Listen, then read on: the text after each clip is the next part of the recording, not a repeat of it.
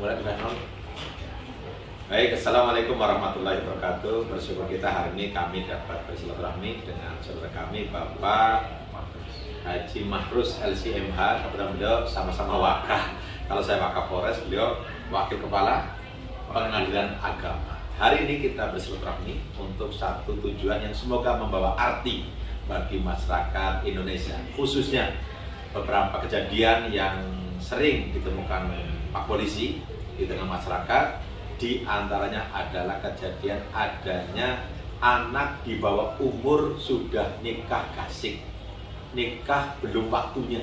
Jadi ini apa karena faktor kecelakaan atau faktor lainnya, nanti kita akan bedah selama kurang lebih 5 menit dengan beliau agar masyarakat memiliki konsepsi pemahaman dan solusi yang sama-sama dapat kita cari sehingga hal ini tidak terjadi kembali. Oke, assalamualaikum Pak Faris. Salam. Sehat ya? Alhamdulillah. Mohon maaf ini acara spontan podcast agar kita tidak ada ditemukan kembali kasus-kasus serupa, yaitu perkawinan di bawah umur atau ada sekarang sebuah ajakan Jo kawin bocah. Jo kawin bocah. Nah, ini Pak, sebenarnya ada nggak sih fenomena Jo kawin bocah saat ini? Jadi, assalamualaikum warahmatullahi wabarakatuh. Ini saya perlu menyampaikan ya kepada masyarakat Purbalingga khususnya ya. Pengadilan Agama Purbalingga Purwakarta ya, di tahun 2021 kemarin itu ada sekitar 500 kasus. 500 kasus, bro. Itu Kawin, dispensasi kawin. Dispensasi kawin. Di antara dispensasi karena di bawah usia 19 tahun, di bawah mau menikah, dia ditolak sama KUA untuk harus minta izin dulu dispensasi dari pengadilan. Nah, itu pengadilan agama itu setelah kami periksa ini 500 kasus ini, hampir rata-rata itu mereka terdesak ingin nikah bocah itu di bawah 19 tahun itu karena sudah kecelakaan tadi. Atau istilahnya hamil duluan, secara rata-rata seperti itu, sehingga ini menjadi keprihatinan lah kita semua. Bahkan saya itu ada kampanye kalau saya itu ya untuk ke masyarakat itu, karena ketika anak ini kita periksa, kita tanya, saya bilang, "Dek atau Nak, menurut kalian nikah dulu baru hamil atau kalian hamil dulu baru nikah?" "Ya Pak Hakim, kami harusnya nikah dulu baru hamil." "Kenapa kamu hamil duluan?" Tahu dia ya? Tahu dia. Jadi ini rupanya sosialisasi kepada mereka itu perlu diperkuat, pendampingan supaya mereka memahami bahayanya nikah di usia bocah.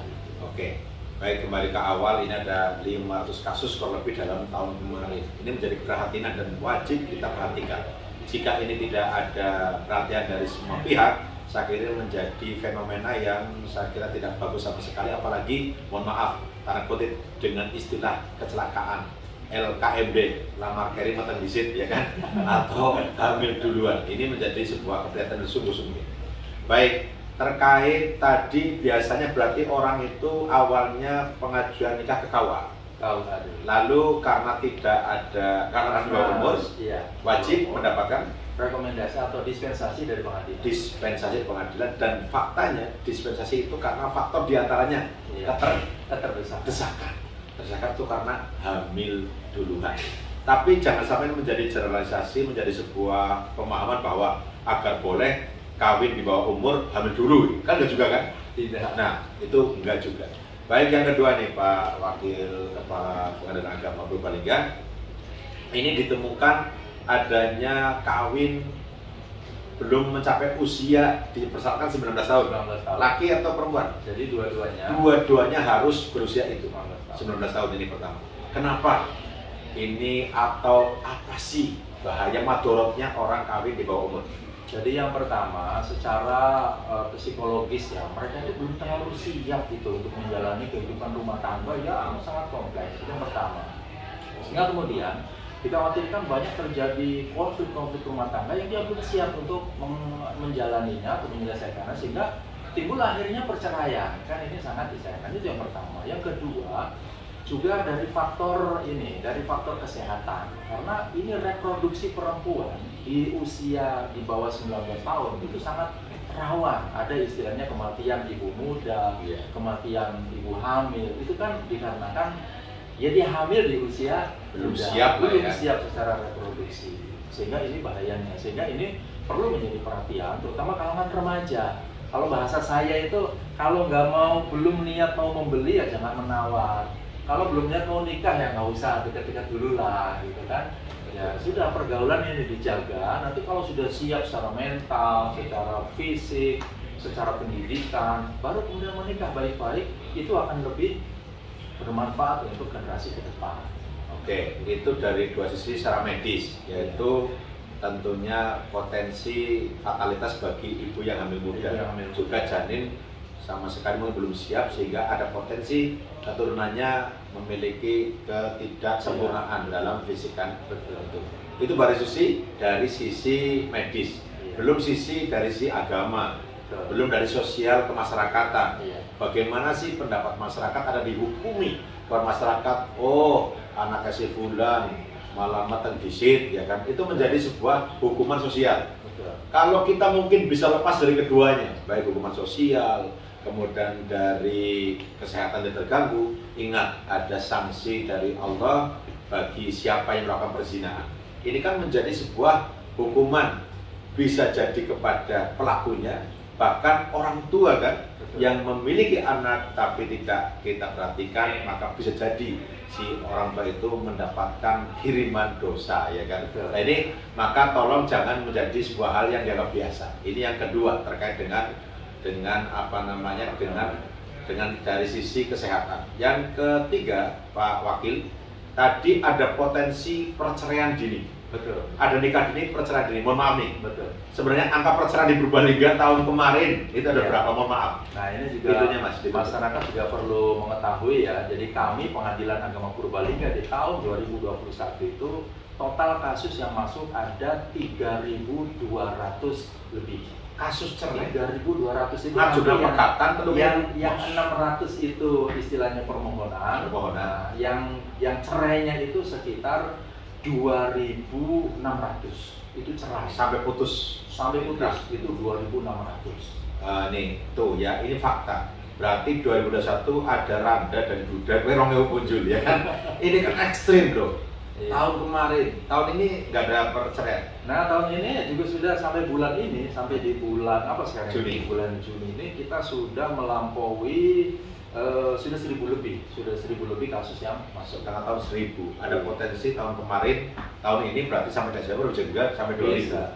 Anda yang lihat video ini jangan menjadi peserta pengajuan cerai berikutnya. Amit-amit ya. Sudahlah, selesaikan dulu konflik internal. Karena apa? Pernikahan itu menyatukan dua perbedaan. Yang paling mencolok perbedaan adalah dari sisi apa?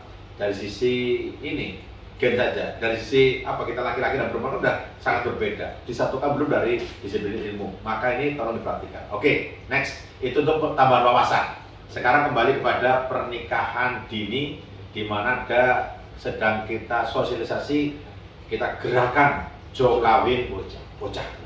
Oke, Pak Wakil, sebenarnya kalau kita melihat fenomena yang saya kira menjadi keprihatinan bersama, dan ini potensi juga nanti ada konflik, ada perceraian, bahkan mungkin jadi timbul masalah-masalah yang mengarah pada tindak pidana, karena masih muda kan tidak bisa kontrol, ya kan? Ada KDRT, kekerasan dalam rumah tangga, itu kan potensi dia kena tindak pidana.